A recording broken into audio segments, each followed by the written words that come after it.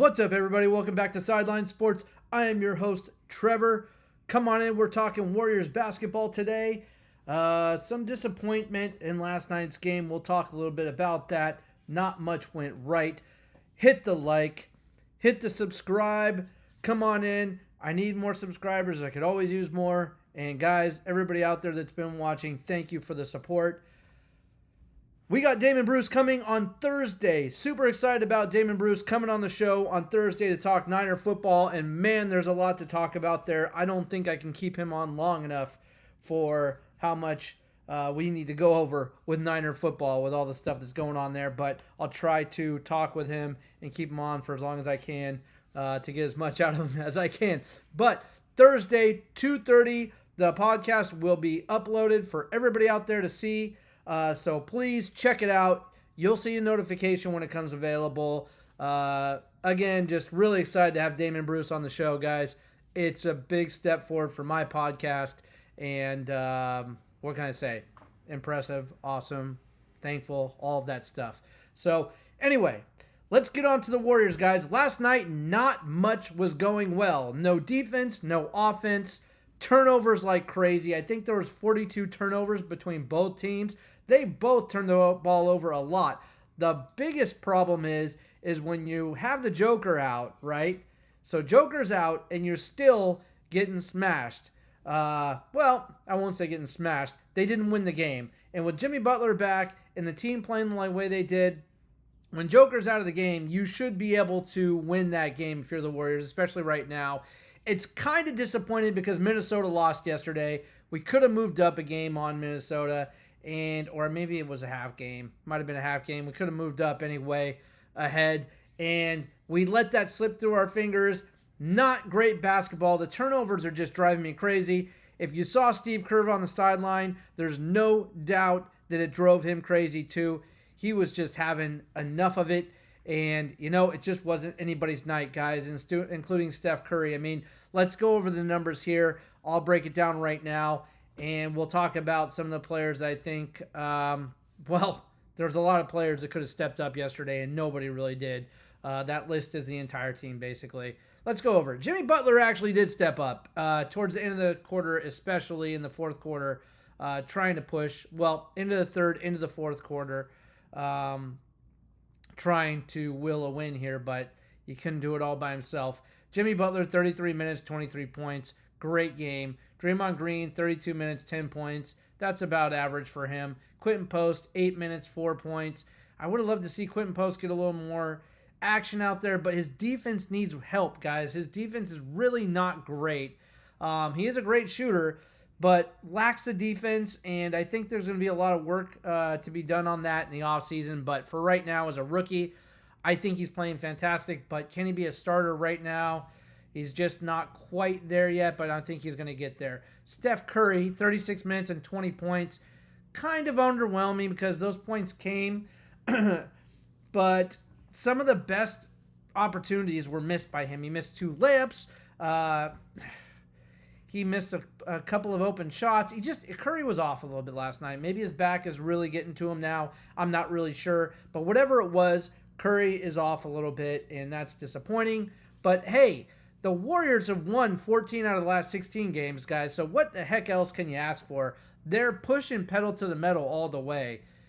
Can they keep it up? That's hard to tell. Right now, we'll see tonight. We'll see tonight because they're playing the Bucks tonight in a back-to-back against 2 very, very good teams. Jonathan Kuminga had 28 minutes and 13 points. Great, considering it's only his 3rd game back. Gary Payton II, 26 minutes, 18 points. Good game out of Gary Payton. Buddy Hield, 21 minutes and 2 points. Again, just dumpster fire. I don't understand Buddy Hield here. He is either on top of his game or he is in the dumpster. There really is not too much in between with him. And my God, we need him to step up and be consistent. I just don't think that's going to happen. But hey, it was a down night for Buddy Hield.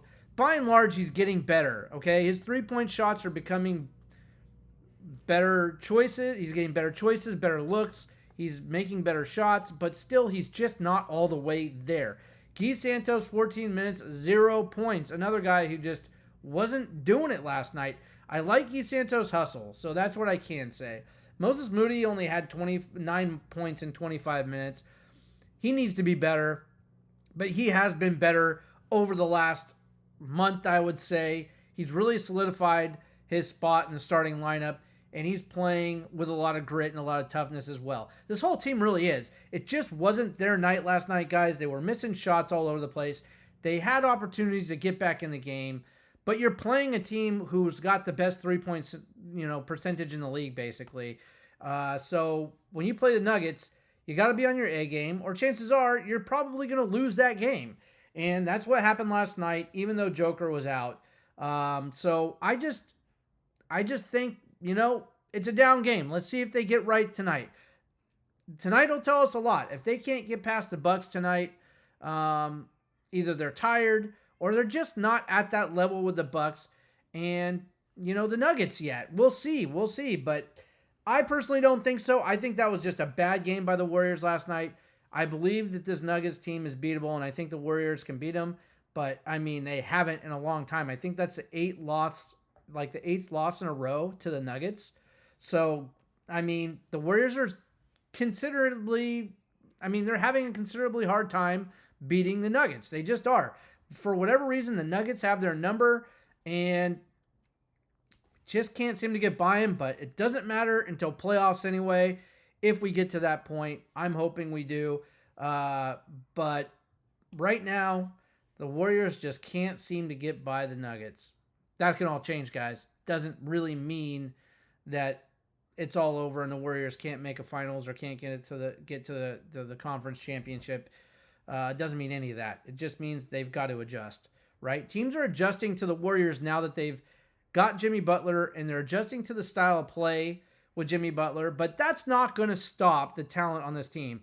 You can know what a team is going to do. That doesn't mean you're going to be able to stop it. If they're that good, you can know all day long what they're going to do, but that doesn't mean you're going to be able to stop it, right? Because it's about the talent and the hard work, okay? I hate to quote, I can't even quote Blue Chips because I don't remember the line exactly, but it's all about when the coach says, I don't care what the other team knows. I'll go over there and hand them the playbook right now, and they'll know everything we're going to do. I'll hand it to them. Because, damn it, it's not about what the playbook says. It's about how you execute and how you go out there and how you finish. And you know what? The Warriors can do that. It was just an off night last night. So I don't think that the excuse of the Nuggets just have their number because they're a better team, or not a better team, but just lucky, it's not the case. They've been the better team than the Warriors over the last couple of years. But this year, with this roster, the Warriors can compete with the Nuggets. They just didn't do it last night. I do believe they can compete with them. Now, the Warriors play small ball. Okay, so that is a problem because Denver's longer. But here's the thing. The Warriors can play fast pace. They move the ball around quickly. They can play their brand of basketball against this Nugget team if they're on. But they have to be on. Okay? So that's really what it is. They had no defense last night. Nobody stepped up and played any kind of defense at all. It was really disappointing considering the Warriors' defense this year overall has been very, very good. But not last night. It just wasn't last night. They weren't on their game. It's fine. They've won 14 of the last 16 games. They are playing some of the best basketball in the entire league right now, if not the best, aside from maybe the Cavs, who keep rolling. Okay? So, fans out there of the Warriors shouldn't get down on that loss. Yeah, it's a little bit of a bummer because they could have made a game up on Minnesota, and they didn't do that. Good news is Minnesota did lose, and they lost to the Pacers, which is also a team that they should have won. But when you're winning that many games in a row, you get tired, you get broken down. A loss is coming, guys. It's just going to come no matter what. Okay? It just happened to be we lost to Denver. We could have lost to the Pacers. We could have lost to the Jazz. We could have lost to somebody because when you win that many games in a row, you're due for a loss sooner or later. Sooner or later, it's just going to happen. And that's what happened last night. The Warriors weren't on, and you can't be perfect all the time. They're not robots. They're going to get tired. They're going to have an off shooting night. They're going to have an off defensive night. That's what it was. It would have been nice if that would have been a different game because that game was a game that was winnable, no doubt. And you could see it in Steve Kerr's body mannerisms and just the way he was shouting and at other coaches, not really yelling at them, but the intensity level with Steve Kerr was clearly a lot higher than usual. He really wanted that game. Everybody wanted that game, but it just wasn't in the cards last night. That doesn't mean it won't be later. So, hey, it is what it is. The Nuggets had a pretty good shooting night. I mean, Aaron Gordon had 38 points. Russell Westbrook only had 12, but Michael Porter Jr. attacked the three-point line all night against the Warriors, and he had his way, and he came away with 21 points. I mean, between Aaron Gordon and Michael Porter Jr., if we could just figure out how to defend those guys just a little bit, we could have come away winning that game. But we didn't. We didn't defend either one of those guys. We left Michael Porter Jr. open on the three-point line more times than I can count, and gave him a freebie. Literally gave him a freebie because the defense just was not there, guys. So if we can get out with a win tonight against the Bucks and roll on into Atlanta, we can keep going with this thing. And it would be really, really nice to see that happen because Minnesota's not backing down, guys. And there is no doubt in my mind Minnesota's got the easier schedule all the way through. There is not much resistance for Minnesota to the end of this finish line. So the Warriors are going to have to be damn near perfect all the way through to get that 6th seed, which is what I'm hoping for. If they get the 8th seed, it's really not the end of the world because the way that the Warriors are constructed right now, if they can't win one of the 2 play-in games, then they really don't deserve to be in the playoffs because the rest of the teams in the play-in are very, very beatable by Warrior standards at this point. It would be a total choke job if they didn't. However, it's an extra couple of games or an extra game that we don't want to see. So there it is. The Warriors are in a good spot right now. They're in a good spot, guys. The 6th seed, the 8th seed, or the 7th seed is fine. I'd rather see the 6th seed so they can rest a little bit. That's really what it comes down to because they are pedal to the metal all the way to the end of this thing. So getting a little bit of rest is much needed. If they don't do it now and they don't get the 6th seed, that means they got the play-in game and then straight into the playoffs in their first series. And in order for them to get any rest, they're going to have to basically end that series quickly. It can be done. It can be done. It's the Warriors. It's Steph Curry. It's Jimmy Butler. It's Draymond Green. When playoffs hit, guys, that's another gear for those guys. If you think this is the top gear for them, it's not. Playoffs is a whole nother gear, especially when you're talking about Curry and Jimmy Butler in particular. So I see these guys hitting the playoffs and really, really moving forward quickly. It's just a matter of, did they get a little bit of a break before playoffs hit? Or is there 0 breaks going into a play-in game, then playoffs? We'll see. But either way, that 6th seed is going to be a dead heat all the way to the end. We got 16 games left, I believe. Let's take a look at the record. Forget it. There's 16 games left, I believe. Hold on. Let's see. So 68.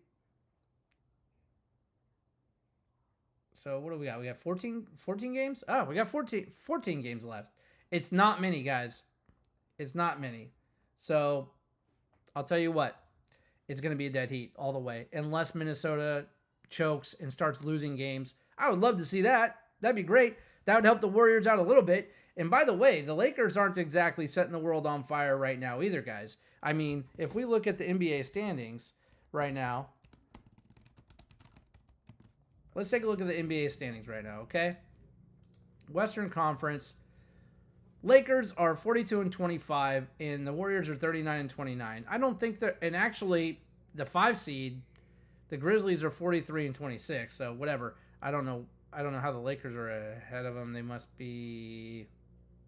Yeah, they're both tied basically. It's just one loss, but they're tied. Just the same thing as a word. Anyway, bottom line is that if the Grizzlies or the Lakers start choking it away, the Warriors could be a 5 or even a 4 seed. But they also could be an 8 or a 7 seed.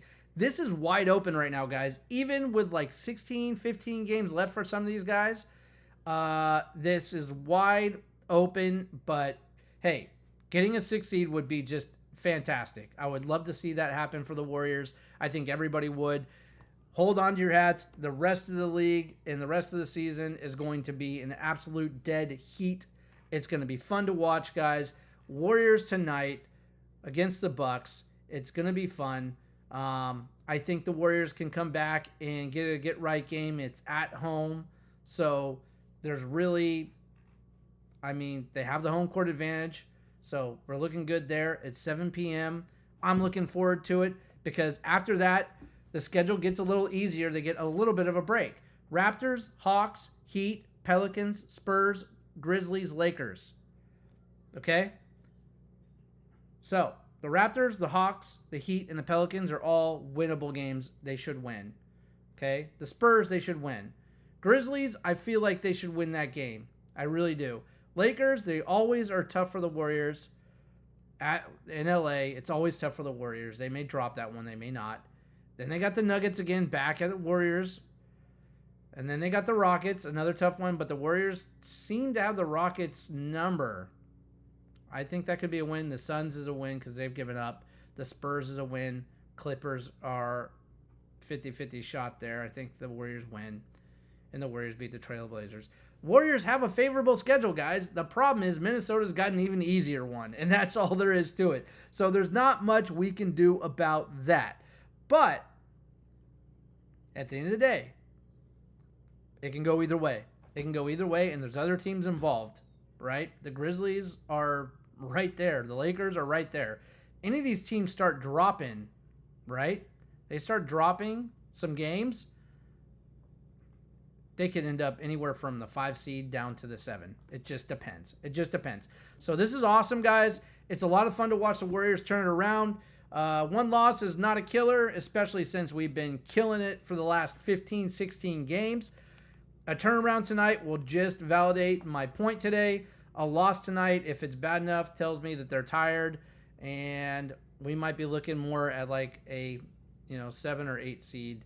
So let's see what happens. It's not the end of the world. I think they will turn it around. I think these guys want it bad. I think that they're feeling disrespected in some ways. They're playing out there with grit, with toughness. And if the Bucks don't come out here ready to play physical against the Warriors are going to take this game. No doubt in my mind about that.